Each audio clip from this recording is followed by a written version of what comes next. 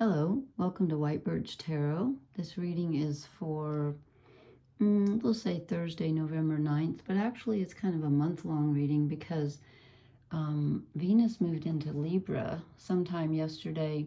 Actually, it's confusing because I do this like at night, right after midnight. So today was actually Wednesday, but tomorrow's Thursday where I am. So when you see this, it will probably be Thursday where you are. I don't know how I know that because I don't know where you are. Anyway, I wasn't going to do a reading, and then I walked into this room, and the cards just called out to me. So I really wasn't planning on doing this, but here I am. So this will probably be a short one, and I'm going to start off with a really, just a quote from Dr. Seuss. I think I've said this one before. He said, "Don't cry because it is over, smile because it happened." I think that's really appropriate for all this Scorpio energy that we have.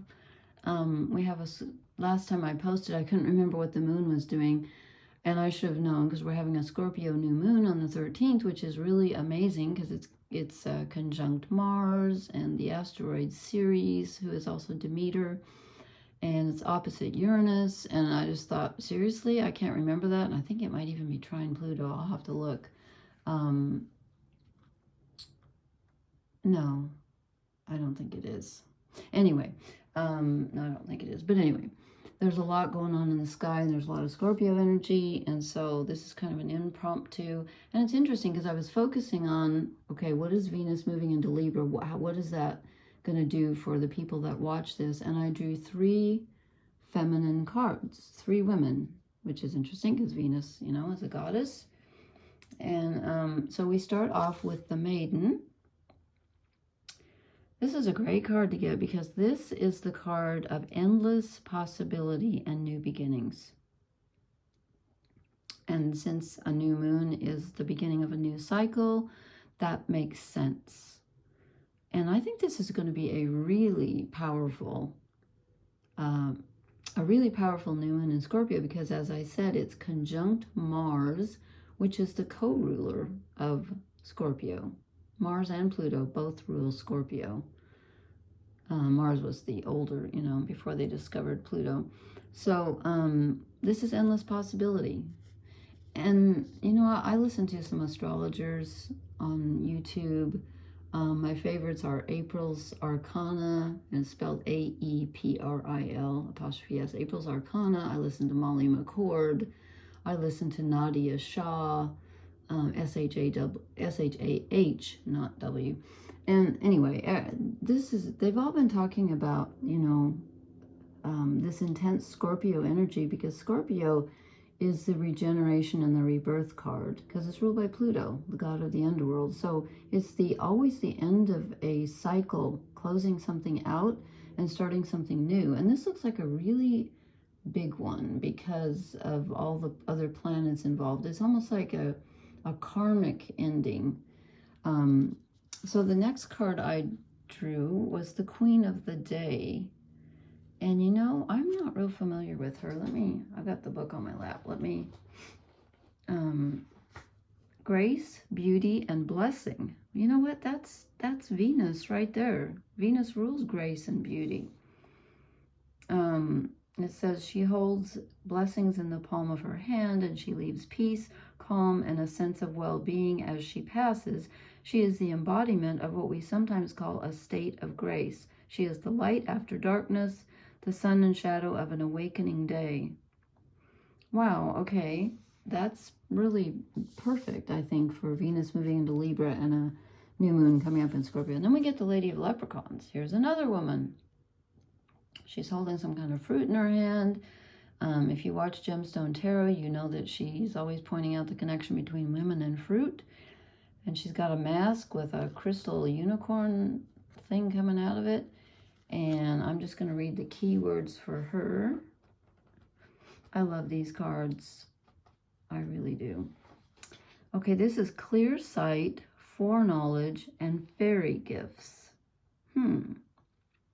Okay. If you come upon this lady, think carefully about what you wish for. You may be wiser to thank her and walk away empty-handed. The choice is yours.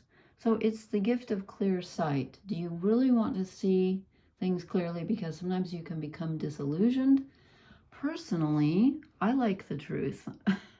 Like, you know, I can't stand things that aren't true. So I would say, no matter how much it hurts, I want to know the truth. I always want to know the truth. So we have endless possibilities, we have grace and blessing, and then we have, you know, do you want to know the truth?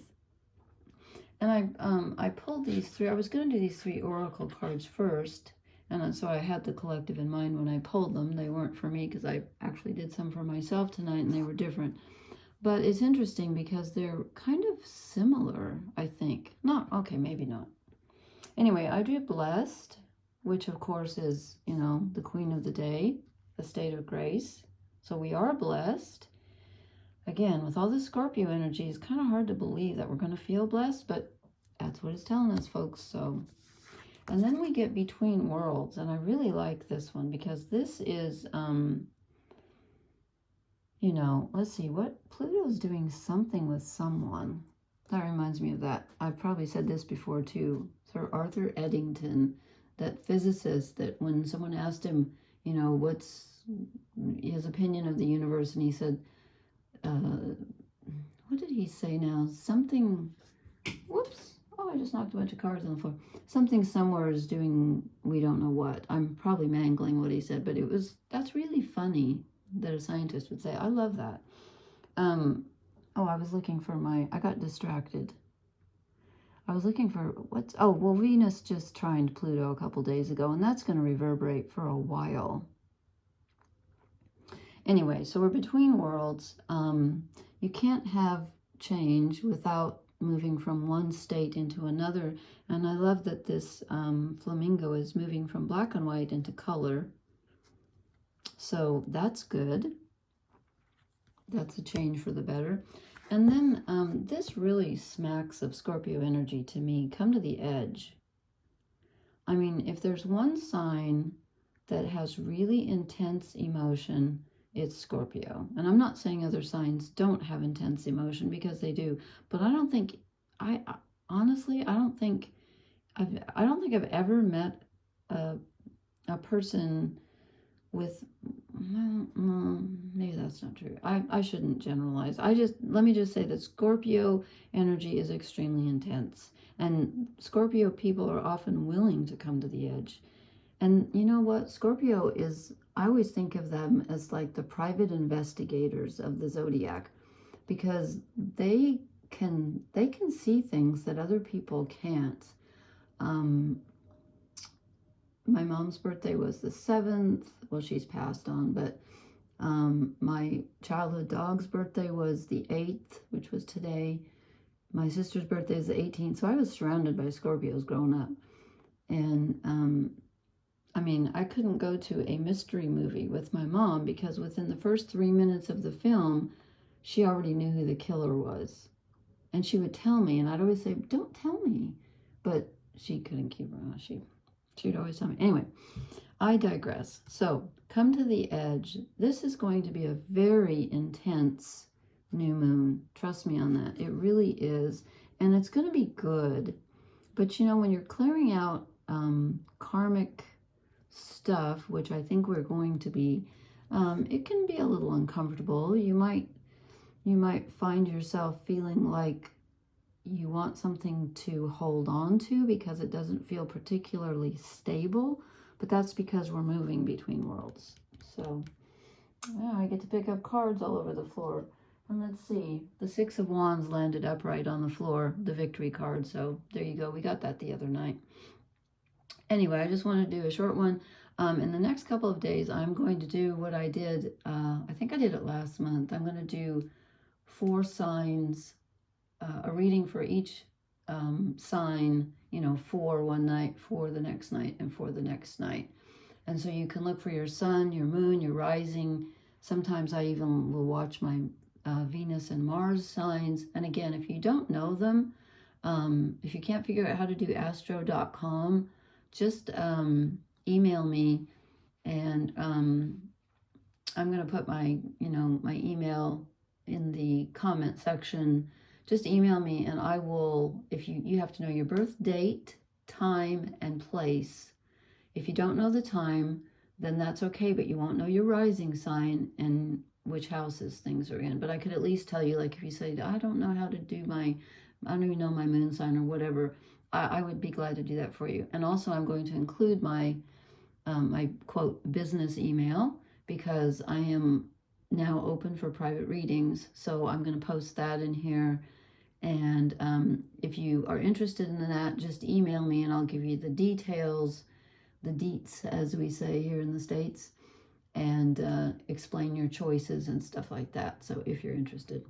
Okay, thank you for listening. Please hit the like, share, and subscribe buttons, and I will talk to you later. Blessings to everyone. Good night.